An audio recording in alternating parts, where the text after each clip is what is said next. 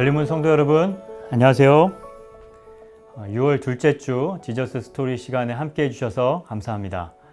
오늘은 잠언 3장 1절에서부터 10절의 말씀을 중심으로 겸손한 지혜라는 주제를 가지고 은혜를 나누겠습니다. 여러분, 사람들은 돈이 없어서 아쉽다고 하지만 사실 진짜 필요한 것은 바로 지혜가 없어서 아쉬운 세상이라는 것이죠. 바로 이러한 점에서 잠언은 창조와 또 삶 속에 두신 하나님의 질서를 다양한 방법으로 풀어놓은 지혜의 보고서입니다. 지혜는 하나님과 나 자신의 관계를 정립해 주면서 또한 우리에게 겸손을 요청합니다. 명검일수록 칼집이 좋아야 하듯 하늘의 지혜도 가난하고 겸손한 마음에 깃들 수밖에 없는 것이죠. 아무쪼록 오늘 말씀을 통해서 이러한 겸손한 지혜를 배울 수 있게 되기를 간절히 소원합니다. 내 아들아, 나의 법을 잊어버리지 말고 내 마음으로 나의 명령을 지키라. 그리하면 그것이 내가 장수하여 많은 해를 누리게 하며 평강을 더하게 하리라. 인자와 진리가 내게서 떠나게 하지 말고 그것을 내 목에 매며 내 마음판에 새기라. 그리하면 내가 하나님과 사람 앞에서 은총과 귀중히 여김을 받으리라. 너는 마음을 다하여 여호와를 신뢰하고 내 명철을 의지하지 말라. 너는 범사의 그를 인정하라. 그리하면 내 길을 지도하시리라.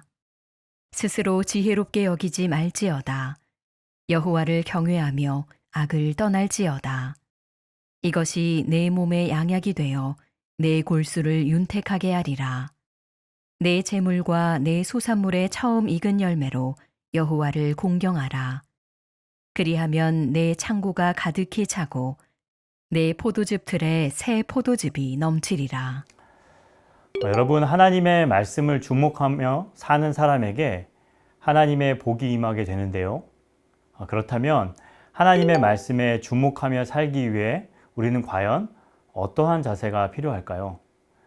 본문 1절과 3절 말씀을 함께 보겠습니다. 내 아들아, 나의 법을 잊어버리지 말고 내 마음으로 나의 명령을 지키라. 인자와 진리가 내게서 떠나지 말게 하고 그것을 내 목에 매며 내 마음판에 새기라.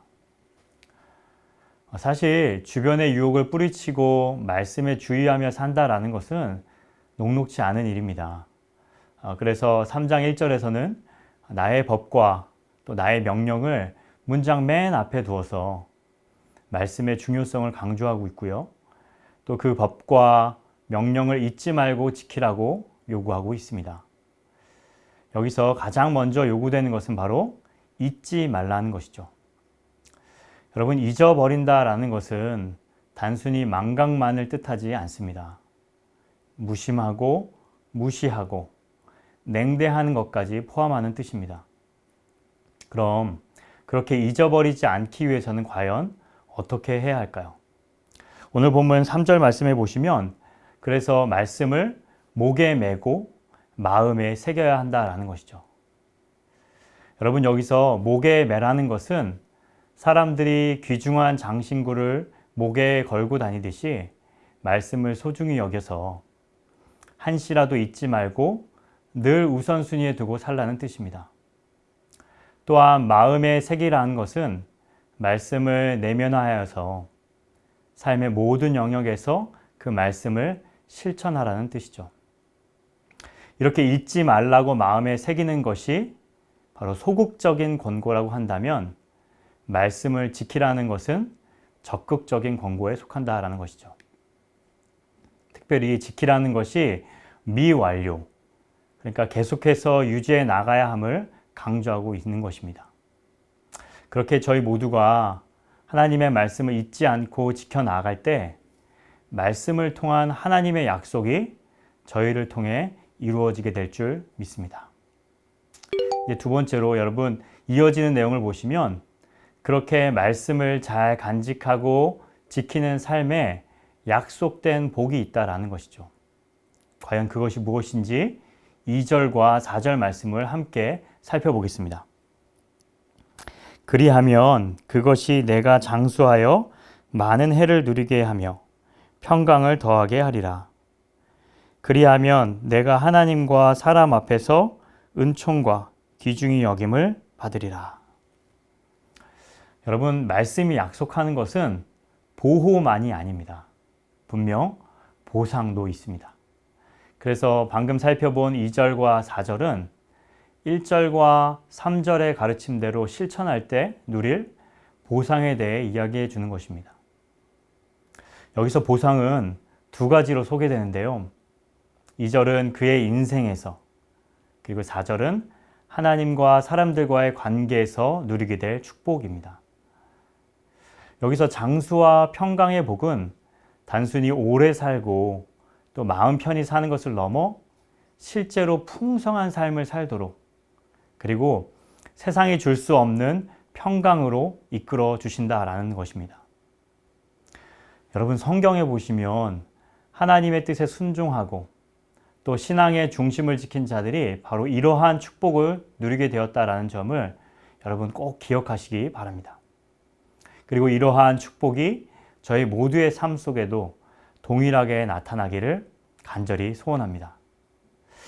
여러분, 이어서 그 내용을 살펴볼 때 1절의 보상이 주로 지상에서 누리는 형통함이라고 한다면 바로 3절의 보상은 하나님과 사람 앞에서 귀중히 여김을 받는 복을 말하고 있다는 사실을 발견하게 되죠. 이처럼 인자와 진리를 마음에 품고 또 실천하는 자는 하나님의 호의와 함께 사람들의 호응도 함께 받게 된다라는 그런 약속인 것입니다. 자, 이제 여기까지 살펴본 내용을 토대로 나눔 시간을 가지면 좋겠는데요. 여러분, 말씀을 마음에 새긴다라는 것은 묵상이나 암송만을 의미하지 않습니다. 내 마음을 주장하는 것이 나의 욕심이 아니라 하나님의 뜻이 되도록 온전히 맡겨드린다라는 뜻입니다. 그렇다면 말씀의 생활화 그리고 신앙의 일상화를 위해서 우리에게 필요한 것은 무엇인지 우리 오이코스 안에서 함께 나눠보시기 바랍니다. 자, 여러분, 앞에서는 하나님께서 말씀 중심적인 삶을 사는 사람에게 과연 어떠한 복을 허락해 주시는지를 저희가 함께 살펴보았습니다. 그렇다면 하나님은 과연 어떤 사람의 길을 지도하며 인도하시는지 우리 5절과 6절의 말씀을 함께 살펴보겠습니다. 너는 마음을 다하여 여호와를 신뢰하고 내 명철을 의지하지 말라. 너는 범사의 그를 인정하라. 그리하면 내 길을 지도하시리라. 여러분, 잠언은요, 신뢰의 대상을 분명히 가르쳐주고 있습니다. 우리는 우리의 생각과 판단을 다 내려놓고 오직 하나님 한 분만을 의지하며 신뢰해야 하는 것입니다. 여기서 우리의 생각을 내려놓으라는 것은 인간의 이성이나 판단을 배제하는 반이성적인 사람이 되라는 뜻이 결코 아니라는 것이죠. 아무리 뛰어난 인간의 지식과 지혜, 또 아무리 풍부한 경험과 연륜일지라도 그것을 절대화해서는 안 된다라는 뜻이죠. 그런 것들을 우리 인생의 주인 삼아서는 안 된다라는 것입니다. 여러분, 저희가 하나님의 인도를 받고 싶다면 먼저 우리 자신의 명철을 의지하여 해결하려는 그런 마음을 내려놓아야 합니다.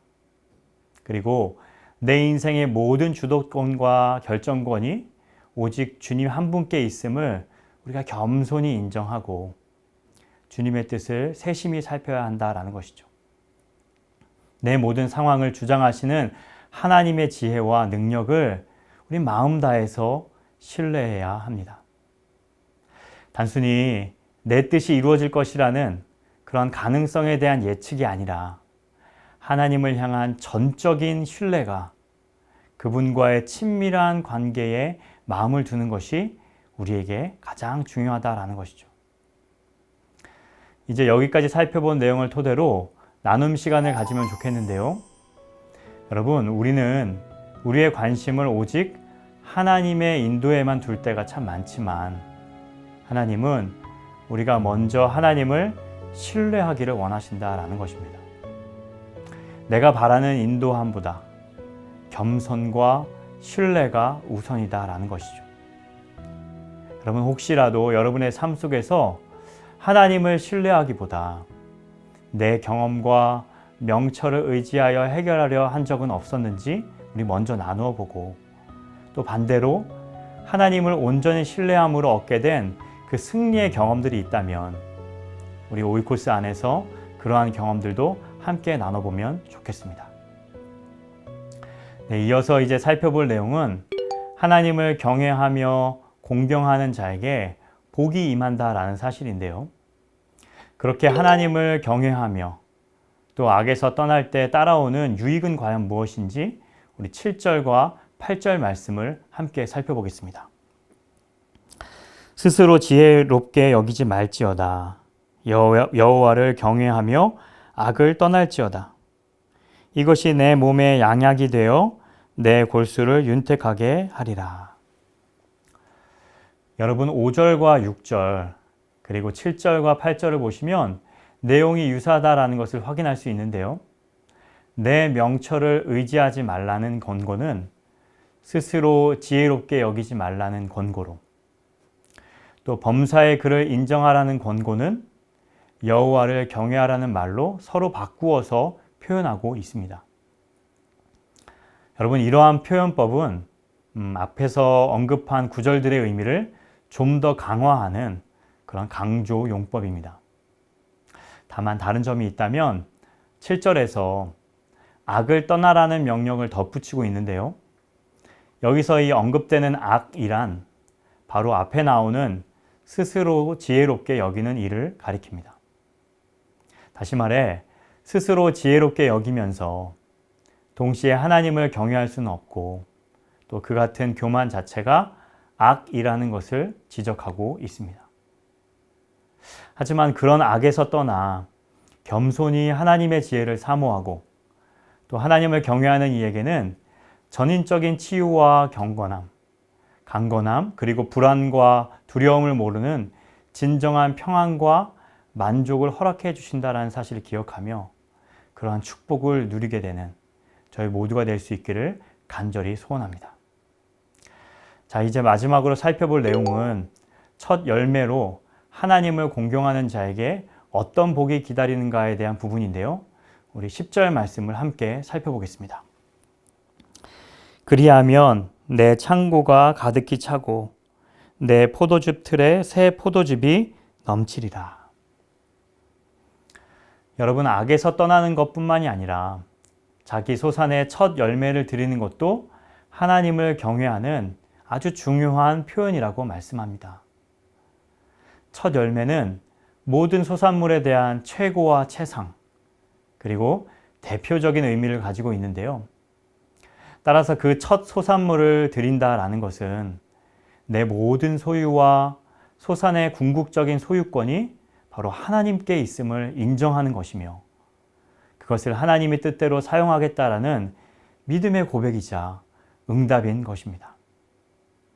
이렇게 첫 열매로 하나님을 공경하는 이들에게 가득히 차고 넘치는 복을 약속해 주십니다.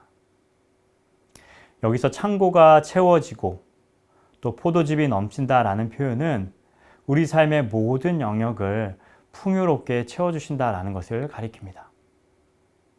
여러분, 이렇게 하나님은요, 하나님을 위해서 아낌없이 드리는 자를 절대로 외면하지 않으시는 분이십니다. 오히려 삶의 모든 것을 넉넉하게 채워주시고 또 넘치도록 갚아주시는 분이십니다. 하나님께 최고의 것을 드리는 자를 위하여 최상의 복으로 갚아주실 것입니다. 사실 우리가 가진 모든 것이 여러분 주님의 것이죠. 그러기에 우리가 드리는 것조차도 주님이 주신 것을 주님의 것이라고 인정한 것일 뿐이지만, 주님은 그 마음을 기억하사 우리에게 넘치는 축복으로 갚아주시고 채워주신다라는 것이죠. 아무쪼록 이 사실을 믿고 그 복을 마음껏 누리는 저희 모두가 될 수 있기를 간절히 소원합니다. 여러분, 이제 이러한 내용을 토대로 마지막 나눔을 진행할 텐데요. 마땅히 주님의 것을 주님의 것이라고 인정했을 뿐인데 하나님은 첫 열매로 그리고 감사드리는 자의 삶에 더욱더 감사거리가 넘치게 해주십니다. 여러분, 이렇게 작은 감사를 표현했을 때 오히려 더 많은 감사거리를 주셨던 경험들이 있으실 텐데요. 그러한 소중한 경험들을 오이코스 안에서 함께 나눠보시면 좋겠습니다. 네, 오늘은 이렇게 잠언 3장의 말씀을 통해서 겸손한 지혜의 내용을 함께 살펴보았습니다. 여러분, 겸손한 지혜란 과연 무엇일까요? 그것은 하나님의 말씀을 잊지 않고 지키며 그것을 마음에 새기는 것입니다. 전적으로 하나님만을 신뢰하며 인정하는 것입니다. 그리고 악에서 떠나며 하나님께 받은 것을 돌려드리는 삶입니다. 이러한 겸손한 지혜의 모범이 되신 예수님, 그런 예수님의 삶을 본받아서 약속하신 그 모든 축복을 누리며 살아가는 저희 모두가 될 수 있기를 간절히 축원합니다. 그럼 오늘도 은혜 풍성한 나눔의 시간 되시기를 바랍니다. 감사합니다.